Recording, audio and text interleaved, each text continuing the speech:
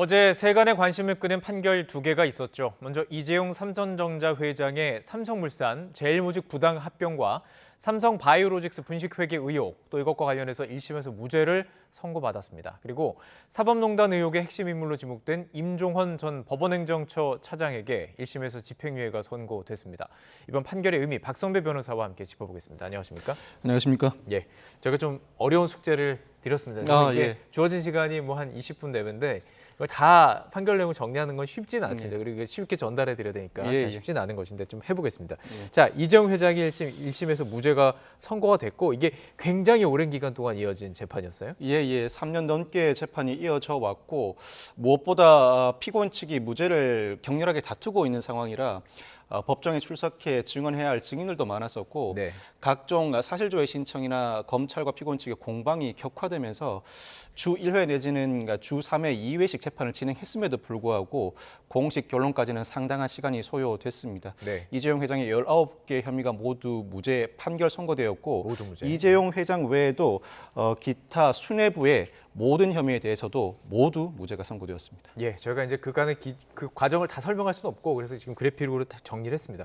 이렇게 오랜 기간 동안, 그러니까 뭐 쉰 적도 없고 계속해서 진행이 되는데 이렇게 오래된 거예요. 정말 공방이 치열했던 것이고, 자, 재판부는 공소 사실 모두 범죄의 증명이 없다 이렇게 판단을 했습니다. 네네. 사실 어제도 저희들이 이제 좀 그 법률가 짚어볼 때 일부 유죄, 일부 무죄 이 정도 아닐까? 이 정도로 좀 무난하게 좀 예측을 했었음에도 불구하고 네네. 전체 무죄가 나왔습니다. 선고 배경 어떻게 재판부는 말하고 있나요? 일단 이른바 국정농단 사건에서 국민연금의 개입으로 합병이 원활하게 이루어졌다는 취지의 판결은 이미 존재합니다. 네. 그럼에도 불구하고 어제 재판부는 승계 작업의 존재 자체를 인정하면서도 예. 승계 작업이 위법하지 않다는 논거를 들어 무죄를 선고했습니다. 예. 우선 기업 집단이 계열사 지배력을 강화하기 위해 조치를 취할 수 있다. 특히 효율적이고 편의적인 사업 조정을 충분히 진행할 수 있다는 전제하에서 예. 형식적인 절차, 즉 이사회와 주주총회도 제대로 거쳤다고 판단했습니다. 네. 무엇보다도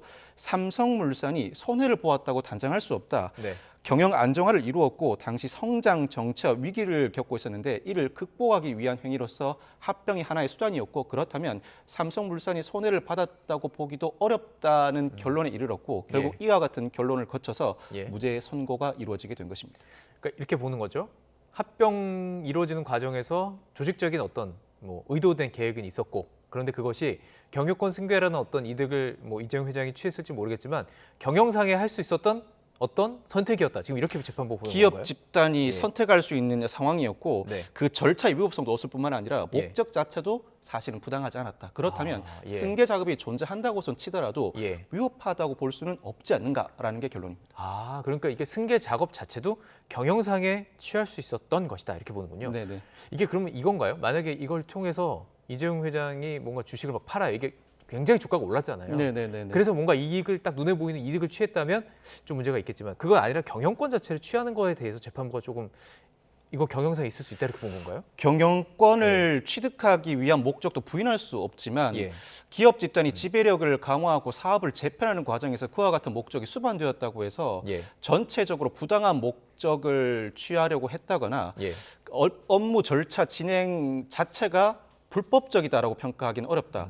별개로 보아야 한다는 판단이 깔려 있는 것입니다. 사실 검찰의 입장에서는 받아들이기 어려운 결론이고 기소했는데 모든 공소 사실이 무죄가 된다는 건 사실 검찰 입장에서는 치욕적입니다. 제가 퍼센트로 볼 때 그런 퍼센트가 거의 없던데요. 그럼에도 불구하고 전부 무죄가 선고되었고 전부 무죄가 선고되었다는 것은 이 사건을 바라보는 재판부의 근본 시각이 검찰과는 달랐다고 평가해야 합니다. 달랐다. 자, 그렇다면 검찰에서는 집중한 게 제일모직 삼성물산 합병 과정이 불법으로 본 것이고 근데 이제 재판부는 그게 문제 없다. 안정적인 뭐 그냥 경영권을 하는 것이 경영상의 목적에 그냥 부합하다 봤을 것인데 그렇다면 검찰이 이 과정에서 뭔가 입증해야 될 것을 못한 거 아닌가? 이건 진짜 불법적이다라는 어떤 논리적인 근거를 대지 못한 거라고 봐야 될까요? 일단 전제 사실을 설명해 드려야 합니다.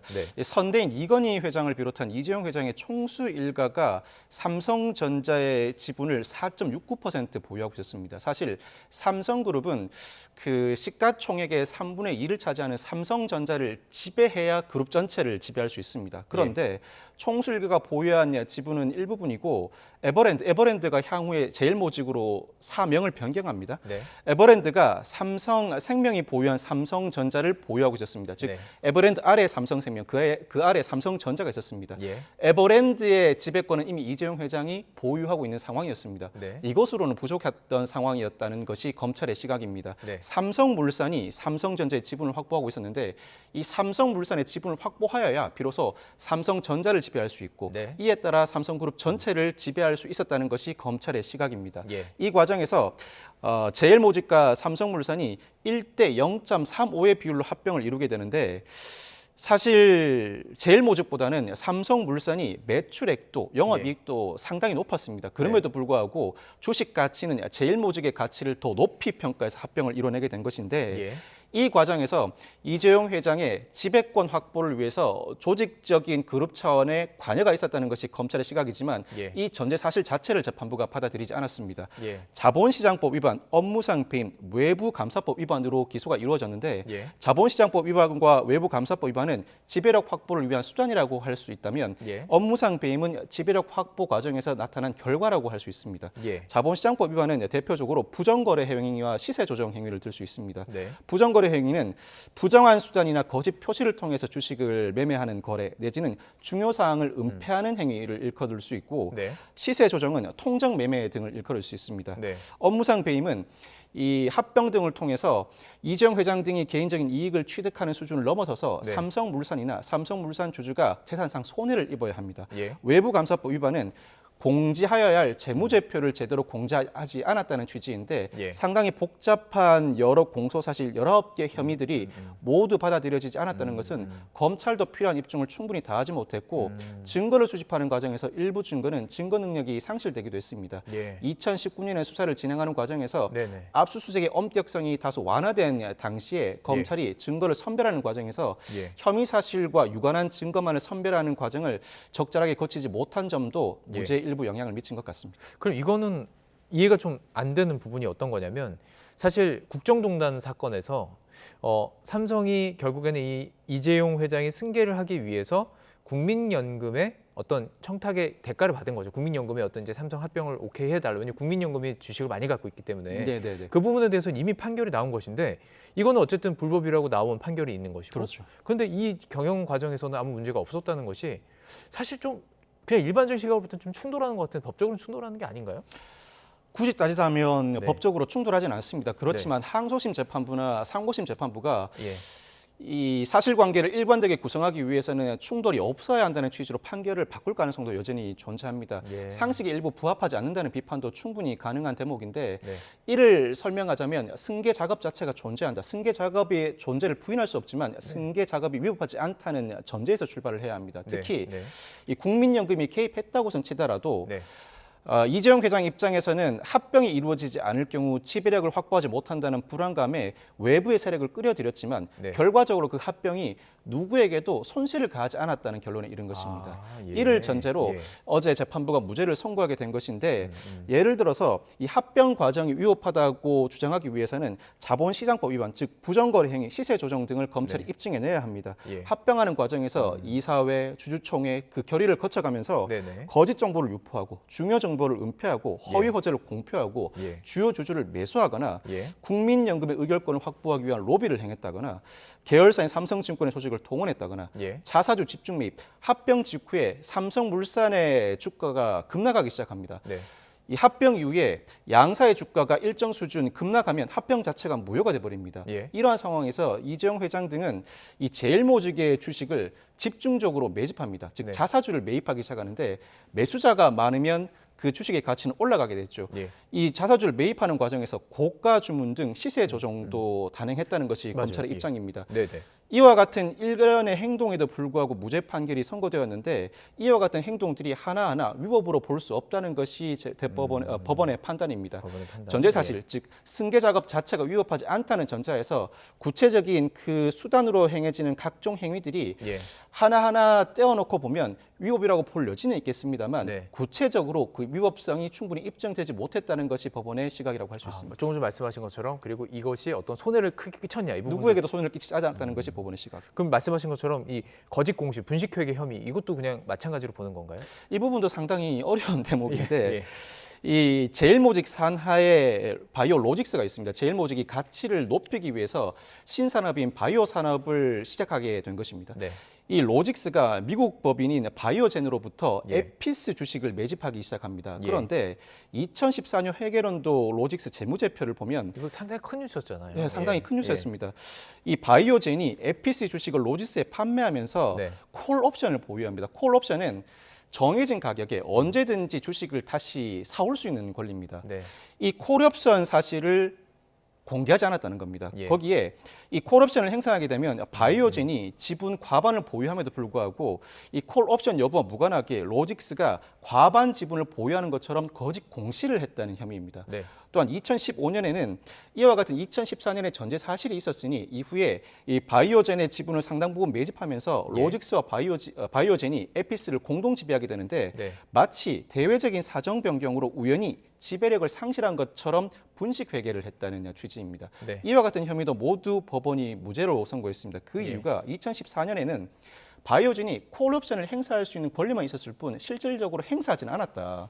그렇다면 로직스가 여전히 에피스를 지배하는 상황에 있었다. 즉 거짓 공시라고 볼 수 없다는 취지였고 2015년 회계 분식과 관련해서도 나름대로 유럽의 승인으로 인해서 바이오젠이 공동 지배 세력으로 들어왔지만 나름 회계사들과 올바른 처리를 한 노력이 보인다는 취지였습니다. 구체적으로 더 설명을 한다면 더 어려워지다 보니까 설명은 여기서 그치겠습니다만 그 위법 행위가 충분히 입증되지 못했다는 것이 법원의 시각입니다. 그러면 그냥 일반적인 저같이 이제 잘 이해 못하는 법적인 걸 다 완벽하게 이해 못하는 시각에서 이런 생각이 들거든요. 그럼 앞으로 경영권 승계를 위해서 뭐 재벌이라든지 뭐 재벌 아니더라도 이제 재벌로 분류되지 않는 기업이라도 경영권 승계를 하기 위해서 똑같은 일을 해요. 단체적으로 와서 이렇게 뭐 어디 막 합병을 막 해가지고 주식 보유량을 늘리고 지금 말씀하셨던 모든 과정들을 다 합니다. 그래도 문제 없다. 누군가에게 큰 피해를 입히지 않았다. 이렇게 보면은 다 해결되는 거 아닌가요? 맞습니다. 그와 같은 문제 제기는 충분히 가능하고 그래서 검찰도 항소할 가능성도 상당히 높을 뿐만 아니라 상급심에서 그 결론이 일부라도 뒤집힐 가능성도 충분히 존재합니다. 이 사건이 주는 의미는 우리나라 최대 기업이 그 지배력을 상속하기 위해서 부당한 수단을 썼다는 점이었습니다. 그럼에도 불구하고 법원이 전부 무죄를 선고했는데 구체적으로 그 지배력 강화 목적을 달성하기 위해서 행해진 수단들, 예를 들어서 부정거래 행위나 시세 조정이 형사상 처벌을 과할 정도로 위법 행위에 이르지는 못했다는 판단에 이르렀습니다. 그렇지만 이와 같은 판결을 보고 다른 기업들이 승계 작업을 진행하기 위해서 부정거래 행위나 시세 조정을 단행했을 때 모두 무죄가 선고된다고 단정하기는 어렵습니다. 그 당시 상황에서 나름대로는 법률 자문을 받고 정치적인 승계 작업을 진행해서 오늘 즉 어제 이 판결에서는 무죄가 선고되었다고 손친들 상급심에서 그 결론이 뒤바뀔 가능성도 여전히 존재하고 다른 기업이 이와 같은 행위를 반복했을 때 어떠한 위법 행위도 발견되지 못한다 결코 단정할 수 없습니다. 그렇군요. 이게 그리고요 법적으로도 묶여 있지만 이 관련된 소송이 되게 많아요. 연결된 소송, 관련된 소송들이 되게 많은데 그 중에서도 지금 미국계 헤지펀드 엘리엇 매니지먼트의 국제 투자 분쟁이 있습니다. 이게 그렇습니다. 결국에는 그 국민연금의 결정에 대해서 지금 문제 삼은 것인데 여기에는 지금 어쨌든 재판에서 이게 경영상 합당한 이거였다 이게 나오게 되면은 이게 결국에는 좀 정부 측이 유리한 논거로 작용될 수 있는 거 아닌가요? 엘리엇의 국제 투자 분쟁 제소는 정확히 말씀드리면 삼성을 상대로 한 제소가 아닙니다. 즉 한미 FTA에 따라 한국과 미국 기업 간의 거래에 국가가 관여했을 때는 상대 국가를 상대로 직접 제소를 할 수 있습니다.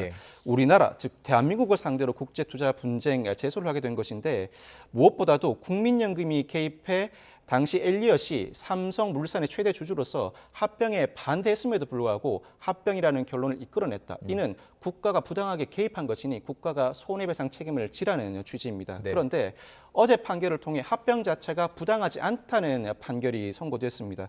이 사건에도 일부 영향을 미칠 수는 있습니다만 현재 정부가 항고한 주된 논거는 국민연금은 사실상 국가기관에 불과할 뿐 국가기관이 아니라는 것이 주된 논거입니다. 물론 어제 판결을 계기로 정부가 집단적으로 기업 간의 행위에 관여한 것이 아니라 정부의 일부 인사들의 일탈에 불과했다는 논거가 보강될 여지도 있고 무엇보다도 어제 판결이 이 사건에 주는 영향은 삼성물산이나 삼성물산 주주들에게 손해가 발생하지 않았다는 판결이 선고되었다. 그렇다면 엘리엇도 손해가 발생하지 않은 거 아닌가. 물론 국가를 상대로 제소를 할 수 있지만 손해가 발생하지 않은 엘리엇이 국가를 상대로 손해배상을 구할 권한이 없다는 취지의 주장은 충분히 할 수 있을 것 같습니다. 이 손해라는 개념도 참 생각해보면 앞으로 미래에 내가 얻을 어떤 뭐 기회, 소득 이런 부분이 될 수도 있고 현재 내가 잃어버린 소득 이거 저 손해도 참 어려운 개념인 것 같습니다. 참 법은 어려운 것 같습니다. 그래서 여쭤보는 것인데 한 가지 더 이제 판결을 또 주목하는 재판 살펴보겠습니다. 임종원 전 법원행정처 차장 1심에서 집행유예를 선고받았죠. 이건 재판부의 어떤 판단인가요? 임종원 전 법원행정처 차장은 사법행정의 3인자입니다. 현재 이른바 사법농단 사건으로 기소된 법관이 14명이고 6명은 이미 무죄 확정 판결을 받았고 네.